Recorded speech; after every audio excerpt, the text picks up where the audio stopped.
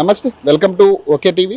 ఇటీవల జరుగుతున్న ఈ మార్వాడీస్ గో బ్యాక్ నినాదానికి సంబంధించి ప్రస్తుతం మనతో మాట్లాడడానికి ఓయూ నుంచి అనితా ముదిరాజ్ గారు ఉన్నారు. మాట్లాడదాం అసలు దీనికి సంబంధించి, అంటే ఈ మార్వాడి గో బ్యాక్ అనే దాని మీద అసలు ఆమె వర్షన్ ఏంటి, ఇవన్నీ కూడా తీసుకునే ప్రయత్నం చేద్దాం. ఈ మార్వాడి గో బ్యాక్ సంబంధించి నీ వర్షన్ ఏంటి, ఏం చెప్తారు?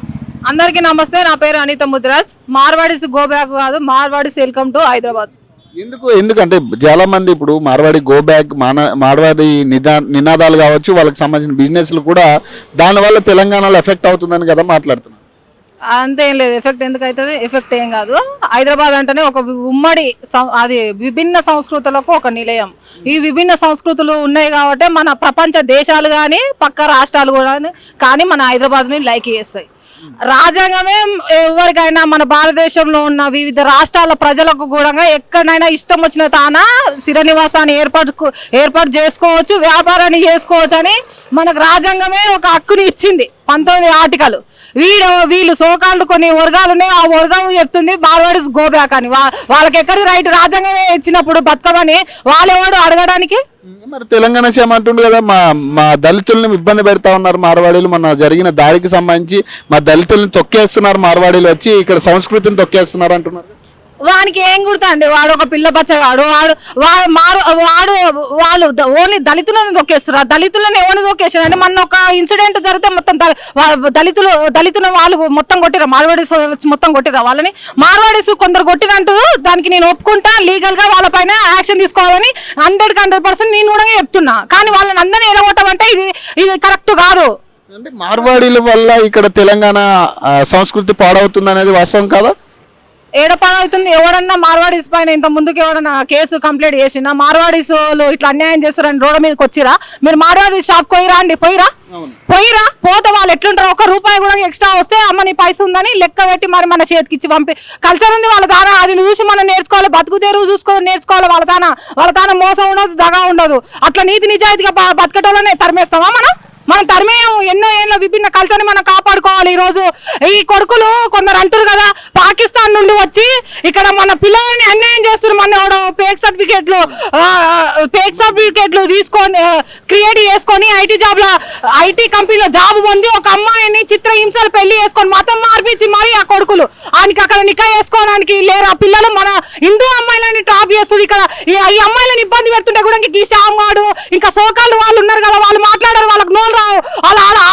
వాళ్ళ పిల్లలు గారా, వాళ్ళకు ఒక సామాజిక బాధ్యత లేదా? వాళ్ళకు అన్యాయం జరుగుతుంటే మాట్లాడడానికి ఈ మార్వాడి వాళ్ళ మీద వచ్చిన అంటే ఒకరు తప్పి వాడు కొంతమంది కొట్టినంటారు కదా, వాళ్ళ మీద లీగల్ గా చర్య తీసుకోమనండి. పాకిస్తాన్ మీరు అంటున్న మంచి మాట, మరి పాకిస్తాన్ వాళ్ళ మీద వీళ్ళు ఎవరు మాట్లాడట్లేదు, కేవలం మార్వాడీలకు సంబంధించి మాట్లాడుతా ఉన్నారు. అవును, మార్వాడీల మీదనే మాట్లాడుతారు. ఇక చూడండి, ఒక రాజకీయ నాయకుడు ఒక నియోజకవర్గం కాకుండా ఇంకో నియోజకవర్గంలో కూడా పోటీ చేయొచ్చు. ఒక ఎంపీ ఒక రాష్ట్రం కాకుండా ఇంకా రాష్ట్రాలలో కూడా పోటీ చేసి బతుకుతారు.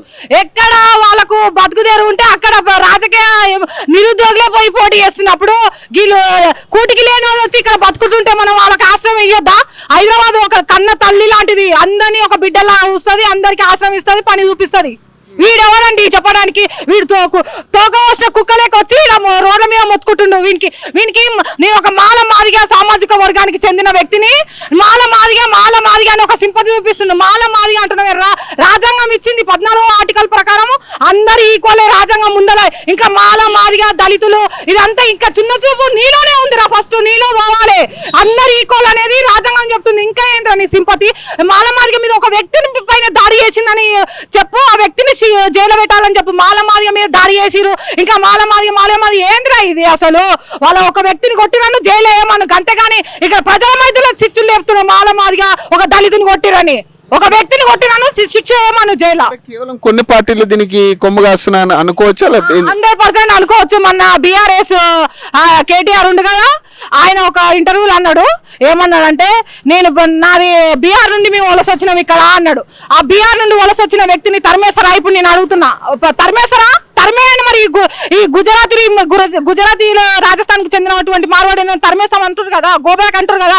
మరి ఈ బీఆర్ఎస్ ఒక నాయకులని తరిమేయండి చూద్దాం. ఇప్పుడు రాజకీయ నాయకులు అక్కడికి వెళ్ళి వచ్చి ఇక్కడ బతుకుతారు. 100% చెప్తున్నా, ఇక్కడ బీఆర్ఎస్ ఇన్వాల్వ్మెంట్ ఉంది. రాజకీయ నాయకులు పరోక్షంగా దీన్ని నడుపుతున్నారు. వాళ్ళ ప్రభుత్వాలు నెక్స్ట్ లీడ్ లోకి రావాలని గంతే రెచ్చగొడుతున్నారు ప్రజలని. తెలంగాణ వాదులే క్వశ్చన్ చేస్తా ఉన్నారు కదా, మార్వాడీలు వెళ్ళిపోవాలంటూ కూడా తెలంగాణ వాదులే చెప్తా ఉన్నారు కదా. మరి ఒక తెలంగాణ బిడ్డగా మరి ఎందుకు మార్వాడీలు ఉండాలని? మార్వాడీలో తన నీతి నిజాయితీ నేను చూసిన. మా ఇంట్లో పైసలు లేకపోతే అప్పు బంగారం కూడబెట్టి అప్పు తెచ్చుకున్నాం. వాళ్ళు నీతి నిజాయితీగా వాళ్ళు తప్పు చేసలేరు, మోసాలు చేస్తున్నారు. ఇప్పుడు వాళ్ళు మోసాలు చేస్తున్నారనే కదా. మోసాలు ఎందుకు చేస్తున్నారు? మనకు ముందే గింత ఉందని బయట వాళ్ళతో అప్పు తీసుకుంటే గింత ఉంటది, పాప 100 రూపాయలకి గింత మిత్తి అని ఉంటది. పలానా వాళ్ళతో బయట అప్పు తెచ్చుకుంటే మన అవసరానికి మించి వాళ్ళు ఇంకా ఎక్కువ అప్పు మిత్తేస్తారు. అట్లుంటది. వాళ్ళు నిజాయితీగా వ్యాపారం చేసుకుంటారు. వ్యాపారం చేసుకుంటే బతకనియాలి మనం. ఈ తెలంగాణ శ్యామ సెంటర్ వాళ్ళకి లేదంటే కొంతమంది రమేష్ అని ఒక అతను మాట్లాడుతూ ఉన్నాడు కదా, మరి ఏం చెప్తా వాళ్ళకి మార్వాడీస్ గో బ్యాక్ అనే దాని మీద మీరు ఏం చెప్తారు? అరే శ్యామ్ నీకు చెప్పేది ఒకటే, రాను మొన్న మా హిందూ ధీర వనితల మీద కూడా పిచ్చ కామెంట్లు చేసిన, మూతిపాలు రాలుతాయి, అవి రాలుతాయి, ఇవి రాలుతావు అని. నీ మానమాదిక సంస్కృతి నేర్పలేదు. ఆరా నీకు ఆడవాళ్ళని గౌరవించాలని. అరే కొడుక, నీ నెత్తి ఎడవల కొడతాం తెలుసా? మైసమ్మ పోషమ్మ ముందర కొబ్బరికాయని ఎట్లా వల్ల కొడతావు, నీ నెత్తి కూడా అట్లా వల్ల కొడతావు. గుర్తుపెట్టుకో కొడుక, ఇంకా నోరు జారిందంటే. Thank you.